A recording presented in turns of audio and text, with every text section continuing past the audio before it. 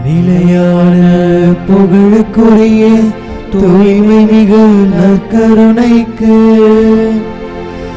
எல்லா காலமும் ஆராதனையும் புகழும் ஆட்சியும் உண்டாக கடவதே.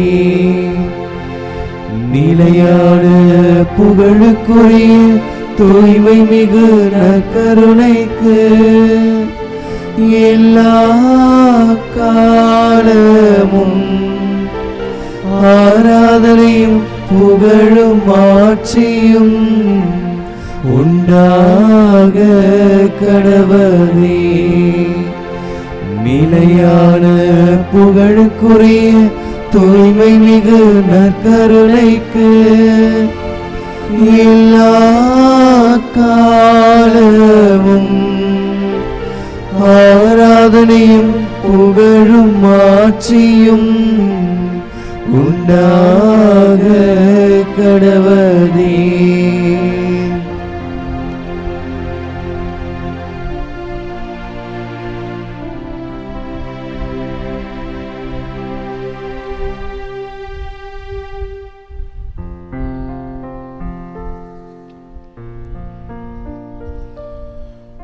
நற்கருணையில் எழுந்தருளி உள்ள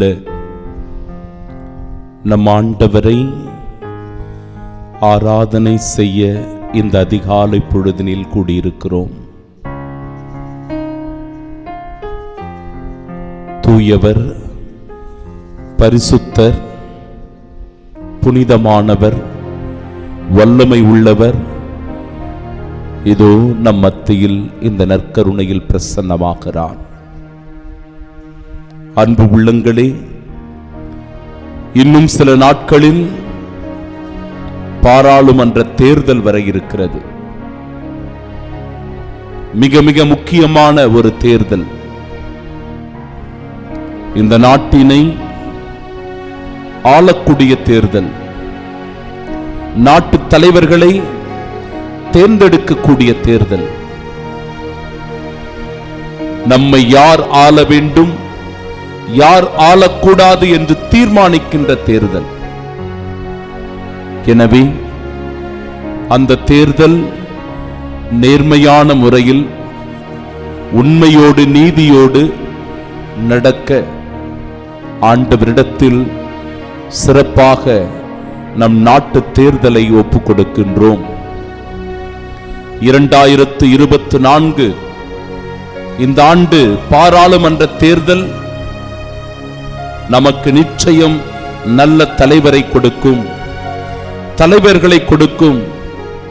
அவர்கள் பொது நலத்துடன் இந்த நாட்டிற்கும் நாட்டு மக்களுக்கும் உழைப்பார்கள், ஒற்றுமையோடு நம்மை வழிநடத்துவார்கள், அமைதியின் பாதையில் நம்மை வழிநடத்துவார்கள் என்கிற நம்பிக்கையோடு இதோ இந்த ஆராதனையை சிறப்பான விதத்தில் நடக்க இருக்கிற தேர்தலுக்காக நாம் ஒப்புக் கொடுத்தவர்களாய் செபிக்க இருக்கிறோம்.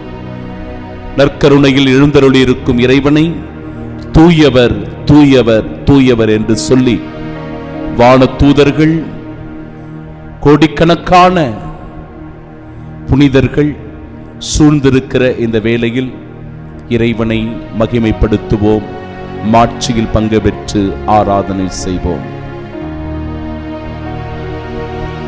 தூயவர் தூயவர் தூயவர் தூயவர் தூயவர் தூயவர் வான்படைகளின் கடவுளா ஆண்டவர், விண்ணகமும் மன்னகமும் உமது மாட்சியால் நிறைந்துள்ளன. உன்னதங்களிலே ஓசானா, உன்னதங்களிலே ஓசானா.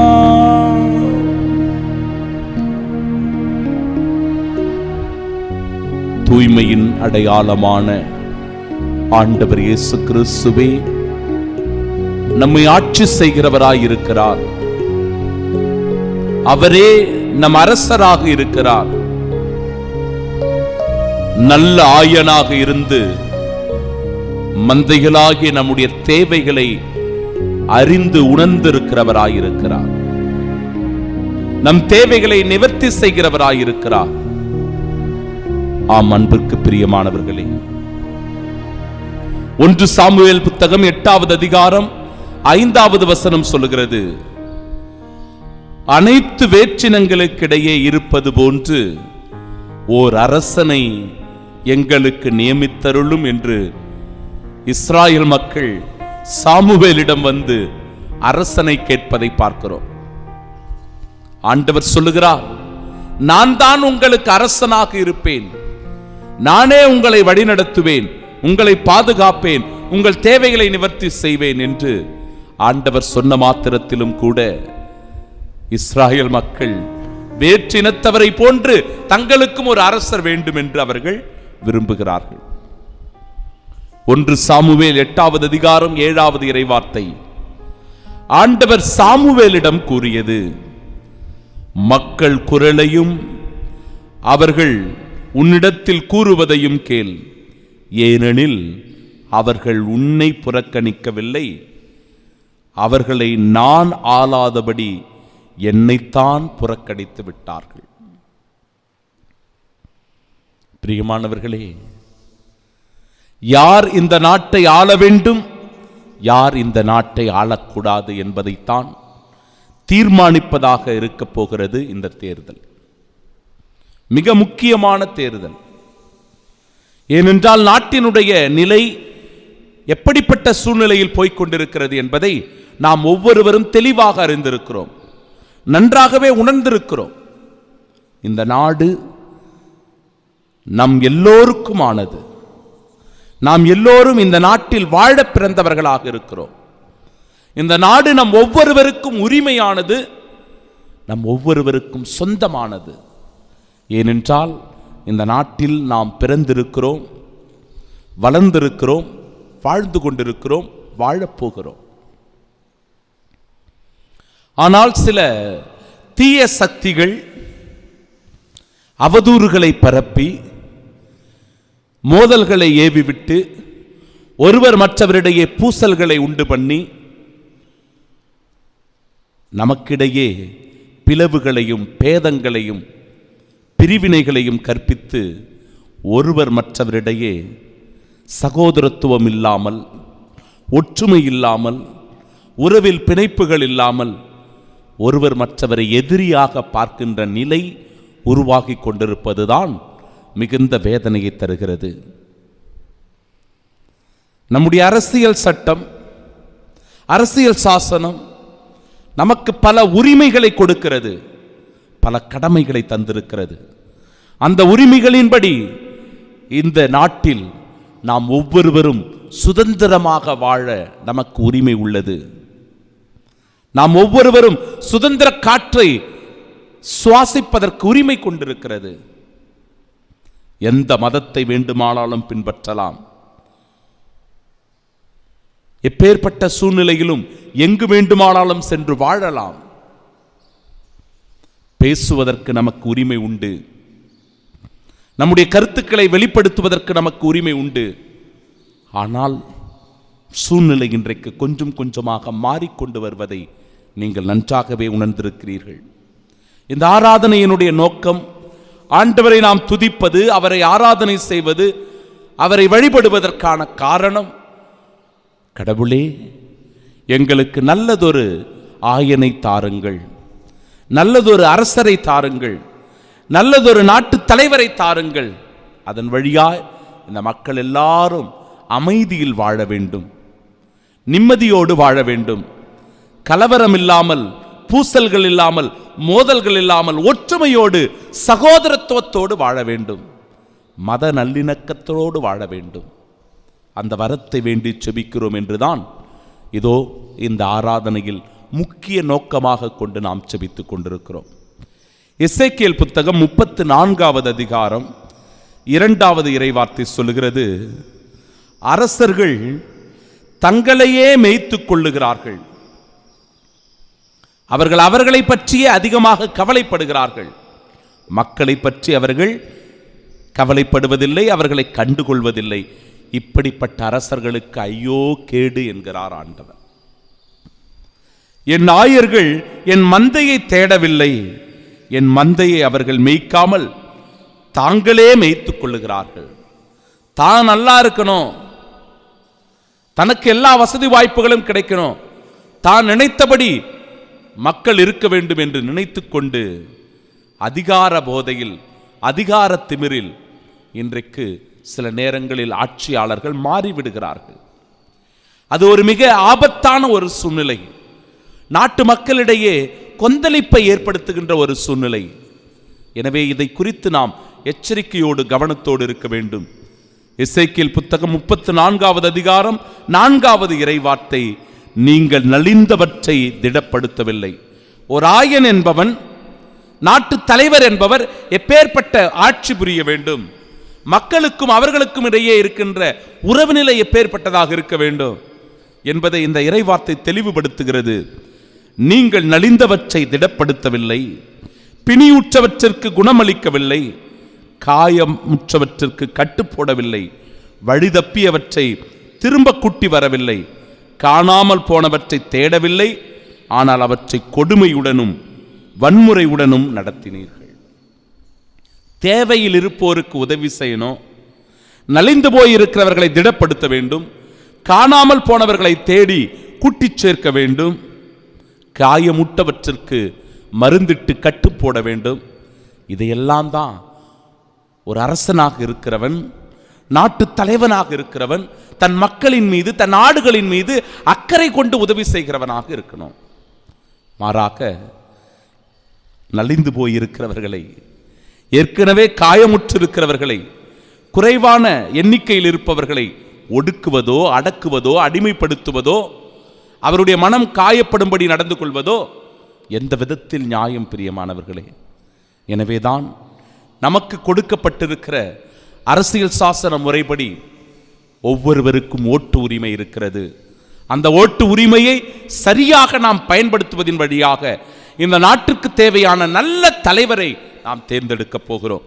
அந்த நாட்டு தலைவர் நம்ம எல்லாரையும் ஒற்றுமையோடு, சகோதரத்துவத்தோடு, நல்லிணக்கணத்தோடு நம்மை வழிநடத்தப் போகிறார் என்கிற உணர்வில்தான் ஆண்டவர் இயேசுவிடத்தில் இந்த நாட்டு தலைவர்களை, குறிப்பாக நடக்க இருக்கிற தேர்தலை ஒப்பு கொடுத்து நாம் ஜெபிக்க இருக்கிறோம். திருப்பாடல்கள் 22-28 சொல்லுகிறது, ஏனெனில் அரசு ஆண்டவருடையது, பிற இனத்தார் மீது அவர் ஆட்சி புரிகின்றார். கடவுள்தான் நம்மை ஆட்சி புரிகின்றார், அவர்தான் இந்த உலகத்தினுடைய அதிபதி, அவரே இந்த உலகத்தினுடைய அரசர். அவர் பிற தலைவர்களை நியமித்திருக்கிறார் நல்லாட்சி புரிவதற்காக. ரோமையர் திருமடலில் 13வது அதிகாரம் 1 முதல் 8 வரை உள்ள இறைவார்த்தைகளை நாம் வாசித்தோம் என்றால், இறைவார்த்தை பகுதி தெளிவாக நமக்கு சொல்லுகிறது, அவர்கள் உங்களுக்கு நன்மை செய்வதற்காகவே கடவுளால் ஏற்படுத்தப்பட்டிருக்கிற தொண்டர்கள். நாட்டு தலைவர்கள் யாரு? நமக்கு தொண்டர்கள், நமக்கு நன்மை செய்வதற்காகவே அவர்கள் ஏற்படுத்தப்பட்டிருக்கிறார்கள். 13:6 அவர்கள் தங்கள் பணியை ஆற்றும் போது கடவுளுக்கே ஊழியம் செய்கிறார்கள். கடவுளுக்கே அவர்கள் ஊழியம் செய்கிறவர்களாக இருக்கிறார்கள். இந்த மகத்துவமான உண்மையை உணர்ந்து ஜனநாயக கடமையை சரிவரச் செய்ய ஆண்டவரிடத்தில் வரம் வேண்டி செபிப்போம். நமக்கு நல்ல நாட்டு தலைவரை கடவுள் கொடுக்க மன்றாடுவோம்.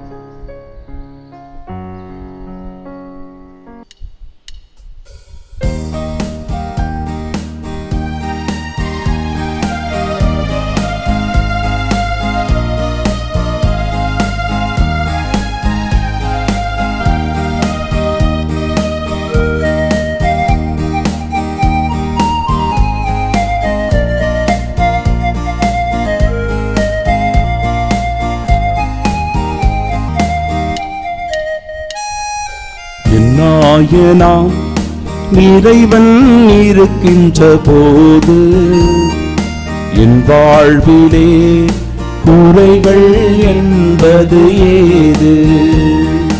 என்னாயனா இறைவன் இருக்கின்ற போது என் வாழ்விலே குறைகள் என்பது ஏது? ஆண்டவர் கொடுத்த இந்த அற்புதமான நாட்டில் சமாதானம் நிலைத்திருக்க வேண்டும், அன்பு அமைதி பெருக வேண்டும், ஒருவர் மற்றவரிடையே நல் உறவு மேம்பட வேண்டும், ஒற்றுமையோடும் சமாதானத்தோடும் சகோதரத்துவத்துடனும் இதோ நாம் வாழ்கிற இந்த நாட்டில் நாம் நலமோடு வாழ வேண்டும். எனவே இறைவன் நம் ஒவ்வொருவரையும் ஆசிர்வதிக்க நம்மிடையே இருக்கின்ற சிறு சிறு மோதல்கள், பூசல்கள், நமக்குள்ளே இருக்கின்ற தேவையில்லாத சிந்தனைகள், எண்ணங்களை அகற்றி நமக்குள் ஒரு பிணைப்பை ஆண்டவர் உருவாக்கும்படியாக, ஒற்றுமையை உருவாக்கும்படியாக இதோ நம் நாட்டு தேர்தலை ஆண்டவரிடத்திலே ஒப்பு கொடுத்தவர்களாய் சிறப்பான விதத்திலே நாம் செபிப்போமாக.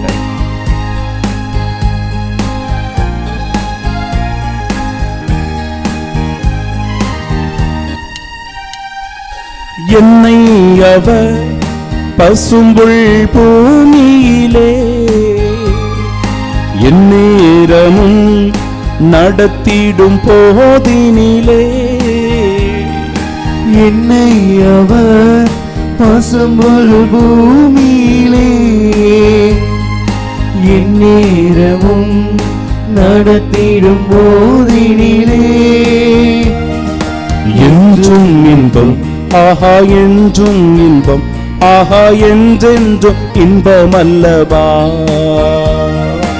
என்றும் இன்பம் ஆஹா என்றும் இன்பம் ஆஹா என்றென்றும் இன்பம் அல்லவா. என்னாயனா இறைவன் இருக்கின்ற போது என் வாழ்விலே குறைகள் என்பது ஏது? நடக்க இருக்கிற தேர்தல் நேர்மையாக நடக்க வேண்டும், உண்மையோடு நடக்க வேண்டும்.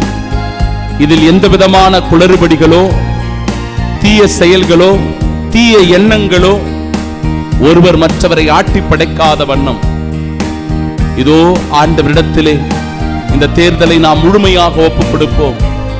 ஆண்டவரே, உமக்கு தெரியும் அப்பா, இந்த நாட்டை யார் ஆள வேண்டும், எப்படி ஆள வேண்டும், எப்படி ஆளுகிற போது நாட்டில் உள்ள மக்கள் எல்லாரும் அமைதியோடு வாழ்வார்கள், நிம்மதியோடு வாழ்வார்கள், சகோதரத்துவத்தோடு வாழ்வார்கள் என்பதை நீ நன்றாகவே அறிந்திருக்கிறீர் அப்பா.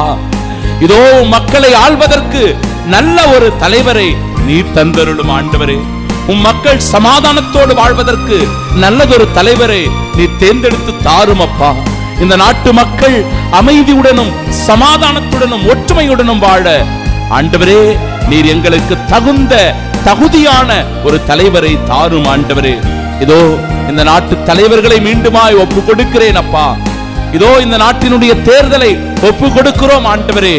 இதோ நீரே கண்காணித்து, நீரே பொறுப்பேற்றுக் கொண்டு எங்களுடைய மனங்களில் இருந்து செயலாற்றும்படியாக, வல்லமையாய் செயலாற்றும்படியாக உம்மிடத்திலே ஒப்பு கொடுத்தவர்களாய் நாங்கள் செபிக்கிறோம், வேண்டி மன்றாடி.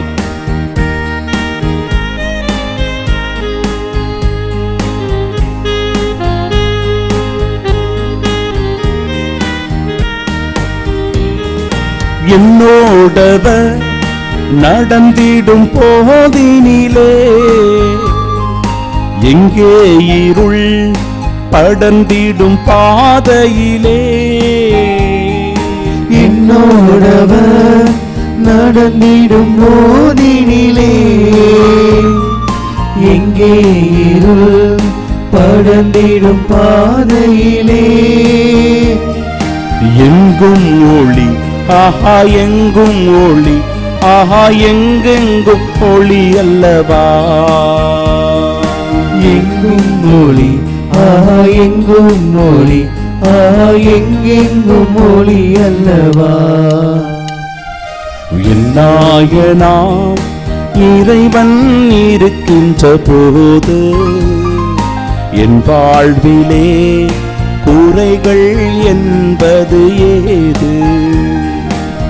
நாயனா இறைவன் இருக்கின்ற போது என் வாழ்விலே குறைகள் என்பது ஏது?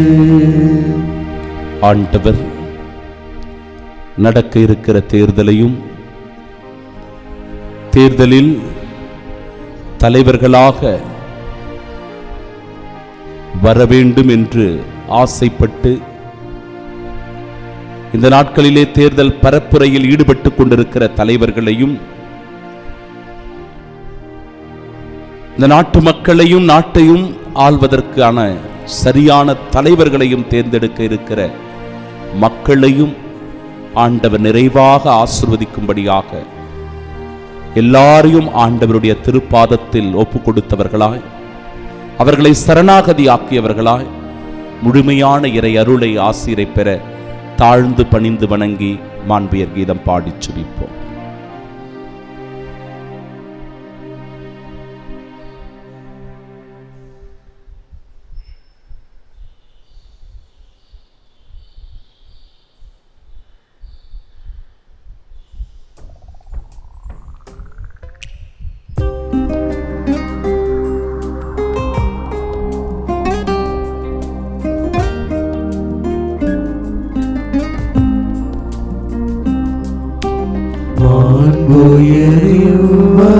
சாதனத்தை தாழ்ந்து பணிந்து ஆராதிப்போம். பழைய நியம முறைகள் அனைத்தும் இனி மறைந்து முடிவு பெருக. புதிய நியம முறைகள் வருக. புலன்களாலே மனிதன் நிலனை அறிய இயலா. குறையை நீக்க விசுவாசத்தின் உதவி பெருக. பிதாவர்க்கும் சுதனவர்க்கும் புகழ்ச்சியோடு வெற்றியார்ப்பும் மீட்பின் பெருமை மகிமையோடு வலிமை வாழ்த்து யாகுமாக. இருவரிடமாய் வருகின்றவராம் தூய ஆவி ஆனவர்க்கும் அளவில்லாத சம புகழ்ச்சி என்றுமே உண்டாக. ஆமென்.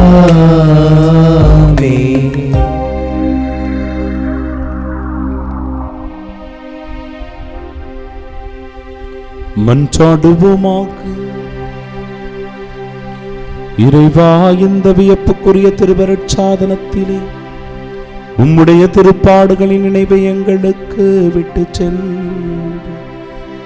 உமது திருவுடல் திரு ரத்தம் இவற்றின் மறைபொருளை வணங்கும் நாங்கள் உம்முடைய மீட்பின் பலனை இடைவிடாமல் அனுபவிக்க அருள் புரிவீராக.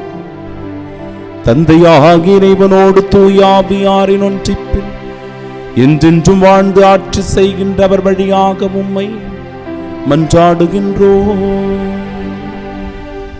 ஆமென்.